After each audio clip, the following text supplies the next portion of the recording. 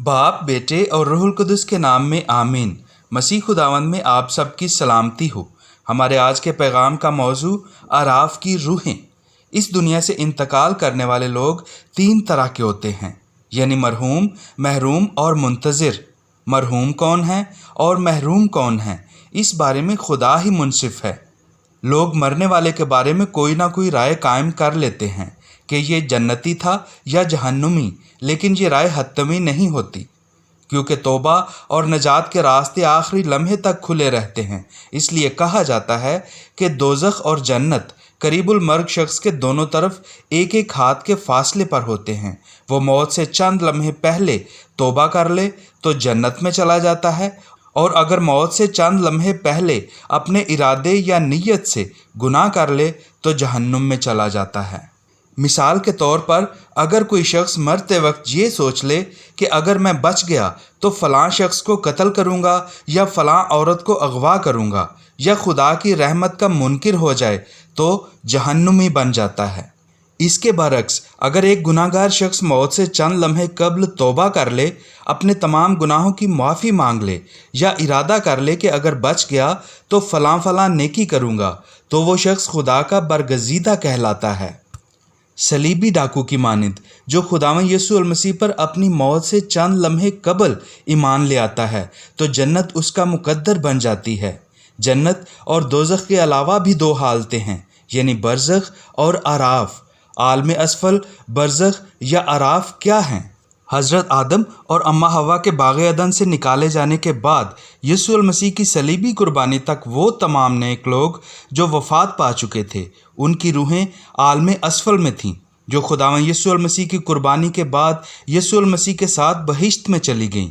उस कुर्बानी के बाद उन लोगों की रूहें जो छोटे छोटे गुनाहों की हालत में मरते हैं, वो एक ख़ास अरसे के लिए अराफ या बरज़ख में ठहरते हैं और कफ़ारा पूरा होने पर बहिश्त में चले जाते हैं। ये कफ़ारा हमारी दुआओं से भी पूरा हो जाता है।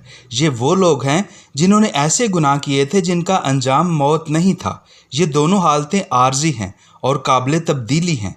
अराफ या बरज़ख की रूहों के लिए दुआएं उनके कफ़ारा के तौर पर उनकी तब्दीली की मुद्दत में कमी का सबब बनती हैं। हम इंसान नहीं जानते कि कौन जन्नत में है और कौन दोज़ख में, कौन अराफ में है और कौन बरज़ख में है। मुनज्जी दो जहां खुदावंद यीशु अल मसीह की कुर्बानी से पहले हज़रत आदम और अम्मा हवा की हुक्मदुली की वजह से बहिश्त का दरवाज़ा बंद था। इसलिए तमाम मरहूमीन की रूहें बरज़ख में यीशु अल मसीह की कुर्बानी की मुंतज़िर थीं।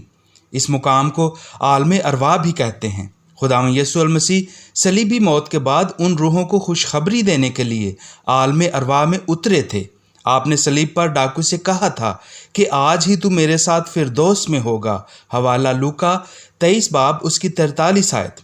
बाज़ लोग फिरदौस से मुराद जन्नत यानी बहिश्त लेते हैं, हालांकि अंजील मुक़द्दस बमुताबिक मुक़द्दस यूहन्ना 20 बाब उसकी 17वीं आयत के साबित होता है कि खुदावंद मरियम मगदलिनी से कहते हैं कि मुझे मत छूना, क्योंकि मैं अभी अपने बाप के पास ऊपर नहीं गया।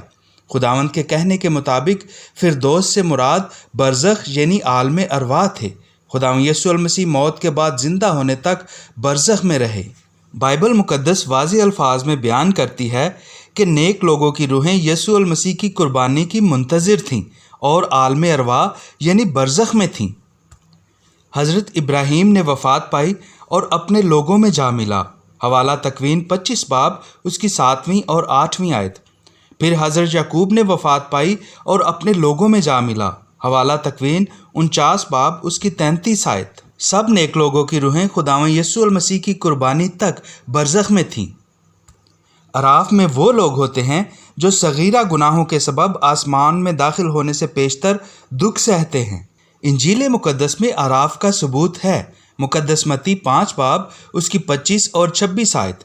मैं तुझसे सच सच कहता हूँ कि जब तक तू कौड़ी कौड़ी अदा ना करे वहाँ से हरगिज़ न छूटेगा। और इसी तरह मुक़द्दस लूका 12 बाब में कौड़ी कौड़ी अदा करने का जिक्र है। मुक़द्दस मत्ती 12 बाब उसकी 32 आयत में ना मौजूदा ज़माना में ना आइंदा ही में। इन अल्फाज से साबित होता है कि ऐसे गुनाह हैं जिनकी मुआफ़ी आइंदा ज़माना में भी मिल जाएगी। इससे अराफ की मौजूदगी साबित होती है। पहला ग्रंथियों 15 बाब उसकी 29 आयत में लिखा है, नहीं तो जो मुर्दों के लिए बपतिस्मा पाते हैं वो क्या करेंगे। बहिश्त, दोज़ख, अराफ और बरज़ख जगहों के नहीं हालतों के नाम हैं। हमेशा की ज़िंदगी में दाखिल होकर खुदा को रूबरू देखने, दीदार करने और हमेशा उसकी हजूरी में रहने की हालत का नाम बहिश्त है। खुदा ताला से महरूमी में कुड़ते और जलते रहने की हालत का नाम दोज़ख और खुदा ताला से एक मुकर्ररा वक्त तक महरूम होने और कफ़ारा मुकम्मल होने पर दोबारा खुदा ताला की कुर्बत हासिल करने की हालत को अराफ और बरज़ख कहते हैं। इस आर्जी ज़िंदगी के बाद बहिश्त में हम जलाली बदन में होंगे, जिन्हें खाने पीने वाली चीज़ों की ज़रूरत ना होगी और ना ही नफसानी ख्वाहिशात को पूरा करने की कोई ख्वाहिश होगी। इंजील मुक़द्दस में बड़ी खूबसूरती से इसकी वजाहत की गई है। यीशु मसीह ने जवाब में उनसे कहा, तुम नविश्तों और खुदा की कुदरत को ना जानते हुए गलती पर हो, क्योंकि क़यामत में लोग ना ब्याह करेंगे ना ब्याहे जाएंगे, बल्कि आसमान पर खुदा के फरिश्तों की मानिंद होंगे। हवाला मुक़द्दस मत्ती 22 बाब उसकी 29 और 30 आयत। जब इंसान करीबुल मर्ग होता है तो ये घड़ियाँ उसके लिए बड़ी तकलीफ़देह होती हैं। ऐसे हालात में उस शख्स के मरहूम रिश्तेदार उसके करीब होते हैं। हम अक्सर औक़ात ये सुनते हैं कि फ़लाँ शख्स की मौत के वक्त उसके रिश्तेदार उसे नज़र आते हैं। हम अक्सर औक़ात ये सुनते हैं कि अगर कोई मरहूम रिश्तेदार किसी शख्स को ख्वाब में मिले और कोई चीज़ दे तो ये अच्छा शगुन है, और अगर कोई चीज़ मांगे या ले जाए तो इसे बुरा शगुन कहते हैं। ये बातें तजर्बात के बाद वजूद में आती हैं।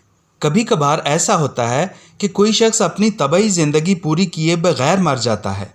एक्सीडेंट या किसी और हादसे में नागहानी मौत मरने वालों की रूहें इस दुनिया में मौजूद रहती हैं और घूमती फिरती रहती हैं।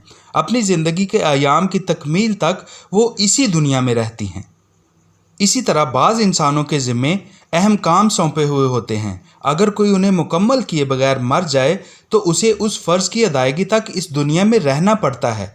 जो लोग नेक और अच्छे थे उनकी रूहें किसी को नुकसान नहीं पहुंचाती, लेकिन जो इस दुनिया में बुरे और बदकार थे उनकी रूहें लोगों को तंग करती हैं और नुकसान पहुंचाती हैं। वो बदरूहें कहलाती हैं। तमाम ईमानदारों की रूहें जो ऐसे गुनाहों की हालत में मरते हैं जिनकी सज़ा अबदी मौत नहीं, वो हमारी दुआओं के वसीले से आराम पाती हैं।